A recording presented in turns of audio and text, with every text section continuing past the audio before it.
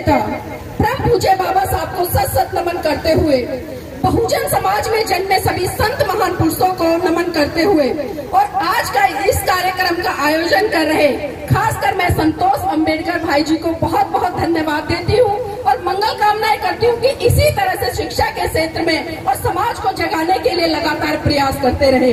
और सबसे पहले तो मैं कुछ पंक्तियां उनके लिए ही कहना चाहूंगी कि गुल को गुलजार मुबारक, गुल को गुलजार मुबारक, कलियों को बहार मुबारक। भाई आपको आज मेरी तरफ से जन्मदिन की बहुत बहुत ढेर सारी शुभकामनाएं मुबारक। आज सोशल मीडिया के माध्यम से पता चला कि आज आपका जन्मदिन है और अपने जन्मदिन के मौके पर इस तरह का काम करना वास्तव में बहुत सारे लोगों के लिए प्रेरणा बनता है, खासकर शिक्षा के क्षेत्र में। साथियों, आज से मैं 2500 वर्ष पूर्व की बात करूं तो धम्मपद की पहली ही गाथा में महाकारुणिक तथागत बुद्ध ने कहा कि मनोपुपगमा धम्मा, मनोपुपगमा धम्मा, मनोसेठा मनोमया, मनसा च पदुठेन भास्ति व करोति व ततो न दुख मन वैति चक्कं व बहतो पदं। अर्थात मन सभी प्रवृत्तियों का अगवा है। जैसी बातें हम अपने मन में सोचते हैं वैसी ही बातें हमारे व्यवहार में आती हैं और जब वो बातें हमारे व्यवहार में आती हैं तब वो हमारा, हमारे परिवार का और हमारे समाज का व हमारे राष्ट्र का निर्माण करती है। लेकिन जरूरत ये है कि किस तरह की बातें हमारे मन में आ रही हैं। हमारे मन में दो सोच उत्पन्न होती हैं, एक नकारात्मक और एक सकारात्मक। लेकिन जरूरत है आज हमें सकारात्मक सोच को उत्पन्न करने की, क्योंकि जब तक हम सकारात्मक सोच के साथ आगे नहीं बढ़ेंगे हम किसी भी रूप में अपना व अपने समाज का भला नहीं कर पाएंगे। साथ ही जिस तरह से आज हम देख रहे हैं कि पूरे भारत देश की जो स्थिति है कितनी दयनीय है। आज धर्म के नाम पर, जाति के नाम पर, सांप्रदायिकता के नाम पर लगातार दंगे फसाद हो रहे हैं। तो इसके पीछे कारण क्या है? इसके पीछे कारण है मन की उत्पत्ति, क्योंकि जिस तरह के लोग होंगे, जिस तरह की संस्कृति होगी, जिस तरह की सोच होगी, वो लोग ऐसे ही काम को करने का प्रयास करेंगे।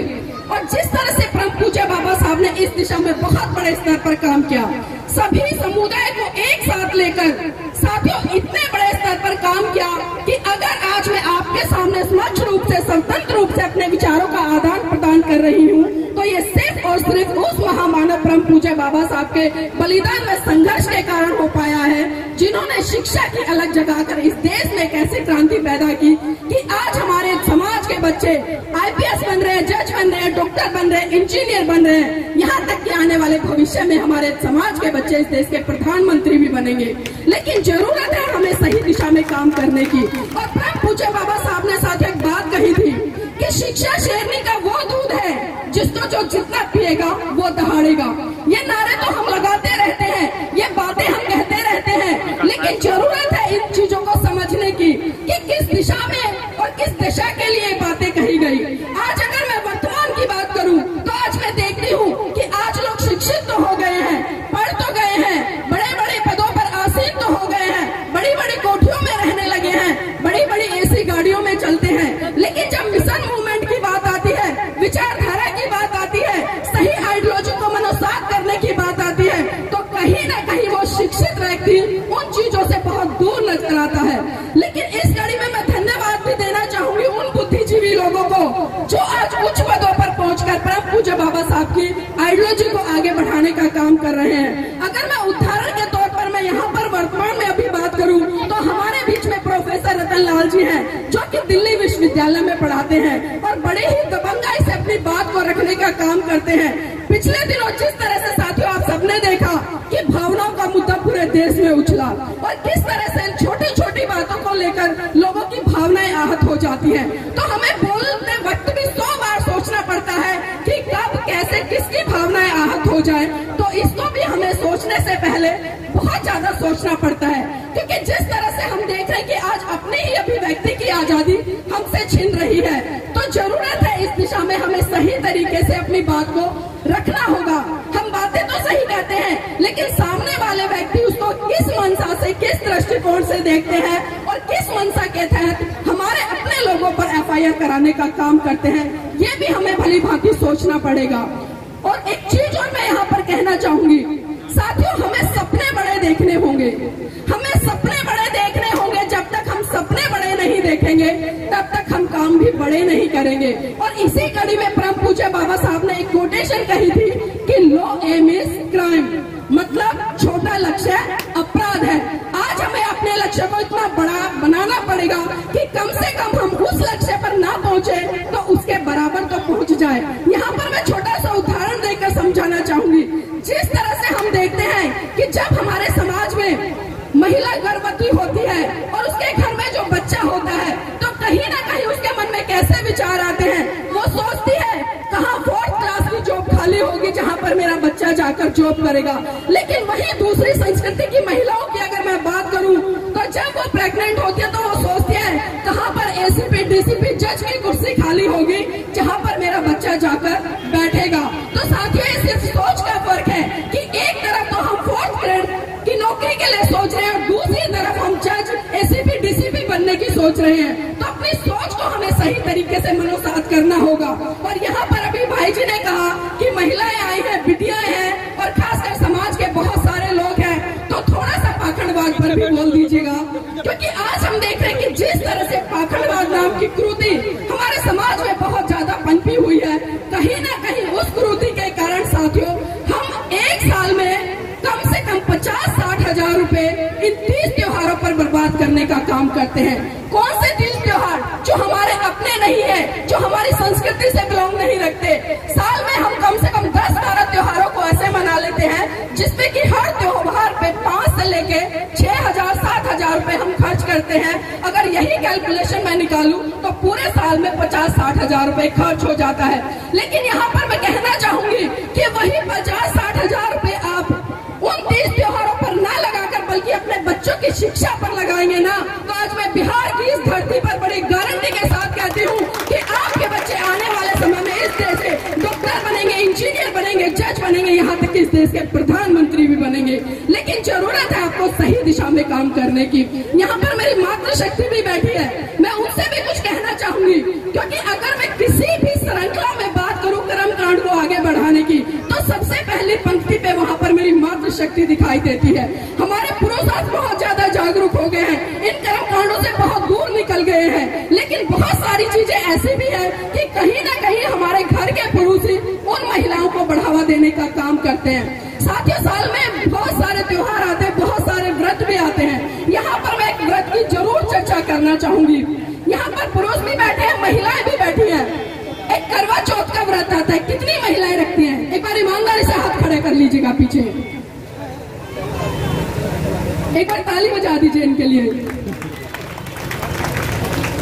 आपके घर के पुरुष भी आए हैं यहाँ पर, तो आप उनसे खुद पूछिएगा कि वो आपकी लंबी उम्र के लिए कौन सा व्रत करते हैं। क्योंकि अक्सर जब हम महिलाओं से चर्चा करते हैं, पुरुषों से चर्चा करते हैं इस मुद्दे को लेकर, तो महिलाएं बड़े गर्व से कहती नजर आती हैं कि हम करवा चौथ का व्रत अपने पतियों की लंबी उम्र के लिए करते हैं। लेकिन कहीं ना कहीं हम ये चीजें भी देखते हैं कि आप तो एक तरफ उनकी लंबी उम्र के लिए व्रत कर रहे हैं, लेकिन हमारे घर के जो पुरुष हैं वो आपकी लंबी उम्र के लिए कोई व्रत नहीं करते। और एक चीज और देखिएगा, जब आप शाम को करवा चौथ का व्रत खोलती हैं तो छन्नी में से किसको देखती हैं? किसको देखती हैं? देखिए, पुरुष बता रहे हैं चांद को। किसको देखती है?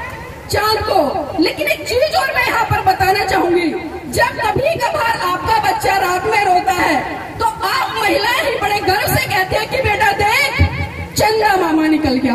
क्या बोलती है? कि बेटा देख चंदा मामा निकल गया। और जब करवा चौथ जैसी रूढ़िवादी परंपराएं आती है तो आप उसी चांद को, उसी भाई को छन्नी में से किसके रूप में देखती है? पति के रूप में। तो आप खुद सोचिएगा आपका जो दोहरा मापदंड है वो किस तरह का है। क्या इसी दिन के लिए परम पूज्य बाबा साहब ने अपने 4 बच्चे कुर्बान किए? क्या इसी दिन के लिए परम पूज्य बाबा साहब ने अपनी जीवन संगिनी का त्याग दिया?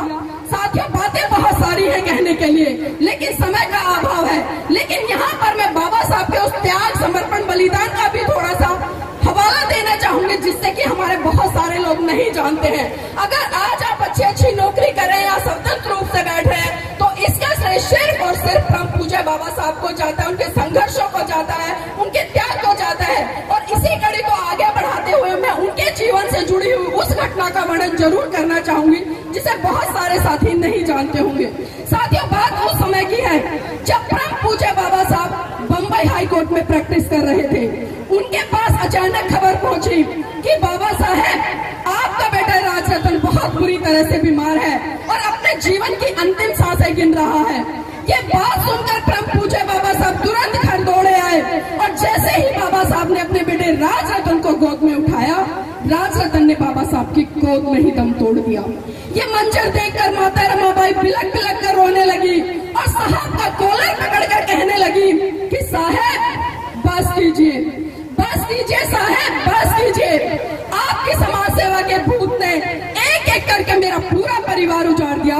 बाबा साहब बस कीजिए। तो बाबा साहब कहते हैं कि रमा, रमा चुप हो जा, रमा चुप हो जा। तू तो रो भी सकती है, लेकिन मेरी तो आंखों के आंसू ही सूख चुके हैं, क्योंकि प्रतिदिन मैं अपने समाज के हजारों बच्चों को मरते हुए देखता हूँ। रमा चुप हो जा। तो माता रमाबाई फिर कहती है कि बाबा साहेब, मेरे तीन बच्चे जब गए, जब आप विदेश में पढ़ाई कर रहे थे, मैं तो किसी के कंधे पर सर रखकर रो भी नहीं सकती थी। लेकिन आप मुझे एक बात बता दीजिए कि आज जब आपका बेटा राजरतन, जो कि सबसे लाडला और प्यारा और दुलारा था आपका, आज वो इस दुनिया में नहीं रहा, तो मैं कैसे चुप हो जाऊं? तो फिर बाबा साहब वही बात कहते हैं कि रमा चुप हो जा, चुप हो जा रमा, चुप हो जा, क्योंकि प्रतिदिन मैं अपने समाज के हजारों बच्चों को मरते हुए देखता हूँ। रमा चुप हो जा। रमाबाई फिर रिपीट करती है कि बाबा साहेब, मैं आज फिर चुप हो जाऊंगी, लेकिन आप मुझे सिर्फ इतना और बता दीजिए कि जब जब आप अपने बेटे राजरतन को गोद में खिलाया करते थे, तो बड़े हर्षोल्लास के साथ कहा करते थे कि रमा, रमा, मेरा बेटा राजरतन एक दिन बड़ा होकर इस देश पर राज करेगा। तो बाबा साहेब, आज राजरतन तो इस दुनिया में रहा नहीं। अब मुझे ये बता दीजिए कि बड़ा होकर इस देश पर कौन राज करेगा? तो बाबा साहब फिर कहते हैं कि रमा, रमा, मैं भारत देश में एक दिन ऐसा काम करके जाऊंगा कि हर रमा की कोख से जन्म लेने वाला राजरतन इस देश पर राज करेगा, इस देश पर राज करेगा। और वो राज परम पूज्य बाबा साहब साथियों हमें संविधान के अंदर देकर गए। एक वोट देने तक से लेकर एक शासक बनने का अधिकार परम पूज्य बाबा साहब आपको देकर गए। लेकिन आज उस वोट की वैल्यू को हमने क्या कर दिया है? आज हमने उसको मात्र 500 रुपए के बदले, एक दारू की बोतल के बदले, या एक साड़ी या एक शॉल के बदले में 5 साल तक अपने बच्चों के भविष्य को गिरवी रखने का काम किया है। तो क्या हमने बाबा साहब को पढ़ा? क्या हमने बाबा साहब को समझा? क्या बाबा साहब के विचारों को हमने मनोसात किया? बिल्कुल भी नहीं किया। और अंत में जाते जाते साथियों, मैं सिर्फ इतना ही कहना चाहूंगी, खासकर इस समाज के लिए, कि देखना बहुत कुछ है, देखना बहुत कुछ है, देखते रहिए। देखना बहुत कुछ है, देखते रहिए। करना बहुत कुछ है, करते रहिए। समाज आज भी बलिदान मांगता है, पर सच तो ये है मेरे साथियों, आज आपसे आपकी जान नहीं बल्कि आपका ईमान मांगता है, आपका ईमान मांगता है। जय भीम, जय भारत, जय